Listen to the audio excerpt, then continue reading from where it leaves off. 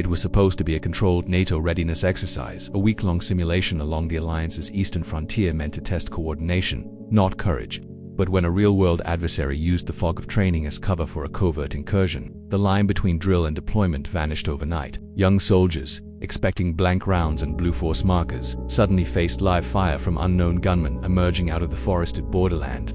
Commanders scrambled to verify rules of engagement, while the sound of real gunfire echoed through what should have been a simulated battlefield. What followed was a night of chaos, courage, and confusion, a moment that would force NATO to re-examine how close its training environments sit to the edge of real war. Before we continue, where are you watching from today?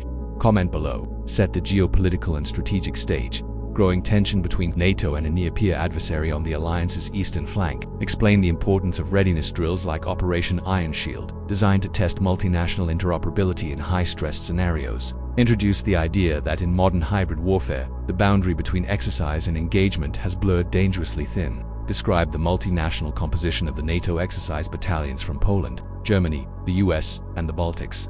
Detail their simulated objectives, communications challenges, and coordination rehearsals. Introduce the nearby presence of real foreign reconnaissance elements observing the exercise, raising unease among intelligence officers.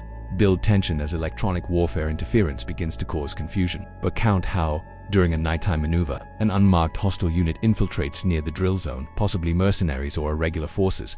Initial contact is mistaken for a training ambush until tracer rounds crack through the darkness. Soldiers hesitate, unsure if engagement is authorized or part of the scenario. Command networks flare with frantic calls for confirmation. Dissect the confusion at a tactical level. How NATO's command and control systems tried to distinguish simulation from live combat. Explain signal deconfliction, real versus simulated weapon systems, and identification protocols. Dive into radio chatter, map overlays, and how electronic countermeasures created real danger. Analyze the decision-making chain that failed to identify the threat in time. As the last echoes of gunfire faded into the tree line, silence swept through the NATO encampment, a silence not of peace, but of uncertainty. Units pulled back into defensive positions while medics tended to the wounded, their faces pale in the cold morning light. Commanders ordered an immediate ceasefire, unsure whether the unseen enemy had withdrawn or was simply waiting for another opportunity to strike. Radio nets buzzed with clipped transmissions. Confirm casualties, verify ammunition, check IFF beacons. It wasn't a drill anymore. Yet no one could officially say it was war. In a makeshift command tent, intelligence officers pieced together reports suggesting that the attackers might have deliberately crossed the border to test NATO's response discipline. The pause became a moment of grim calculation. Engage again and risk escalation, or hold and risk another ambush. Soldiers leaned against armored vehicles, processing what had just happened, trying to steady their hands. They had come to simulate a battlefield, but now they were standing in one. The calm that followed wasn't relief, it was the inhale before the storm returned. The ceasefire shattered just before dawn. A patrol from the Polish contingent reported movement along the tree line, thermal signatures advancing fast. Within minutes, muffled bursts of automatic fire erupted again. This time, NATO command didn't hesitate. Authorization was granted. Return fire. Armored vehicles roared to life, forming a defensive arc while UAVs launched into the pale sky to track the threat. Live ISR feeds confirmed it. Armed infiltrators, coordinated and advancing with intent. American and German units linked communication grids, calling in illumination rounds to expose the tree line. Under the ghostly light, shadowed figures scattered, disciplined, trained, and clearly not part of the exercise. Commanders weighed every word, knowing that one wrong order could transform a border skirmish into an international incident. Yet on the ground, hesitation meant death. Artillery stayed silent by political order, but small arms and precision-guided drones handled the counteraction. For the first time in the exercise, the training overlays were turned off. This was no longer simulation. NATO was fighting, live and real. The realization spread through every headset. They weren't rehearsing deterrence anymore. They were enforcing it. By mid-morning, the situation reached a breaking point. Drone surveillance revealed the infiltrators regrouping near an abandoned farmhouse, the last stronghold before the open fields.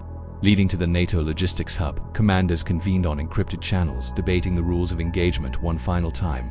The directive came through terse and clear. Neutralize the threat, contain the incident. Within minutes, Polish mechanized infantry advanced under cover of smoke, while American reconnaissance drones streamed real-time video to command screens miles away. The air trembled with controlled aggression, a balance between restraint and survival. NATO marksmen took positions, coordinating across languages and time zones with precision honed through endless joint training. Then came the decisive moment, a synchronized strike by infantry and drone-guided fire, swift and surgical. The farmhouse erupted in flames. Gunfire tapered, then ceased. The battle had lasted only minutes, but it felt like hours. As silence fell once again, the soldiers didn't cheer, they only watched the rising smoke. Each man and woman aware they had just crossed an invisible line, one that training could never truly prepare them for. Dawn reveals the cost: several casualties, captured infiltrators, and debris confirming the attackers' foreign origin.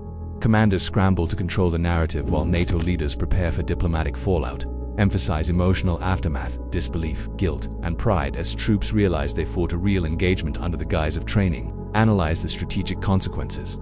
NATO's new rules on live exercise proximity to conflict zones, adjustments in readiness posture, and renewed deterrence measures reflect on lessons learned about hybrid warfare, ambiguity, and the modern soldier's burden of instant judgment. Look forward to how this near-miss reshaped European defense planning. Discuss the ripple effects on subsequent NATO drills, intelligence sharing, and political unity. End with a quiet reflection. The exercise meant to simulate war instead reminded the alliance that peace is never guaranteed, it must be rehearsed, guarded, and lived.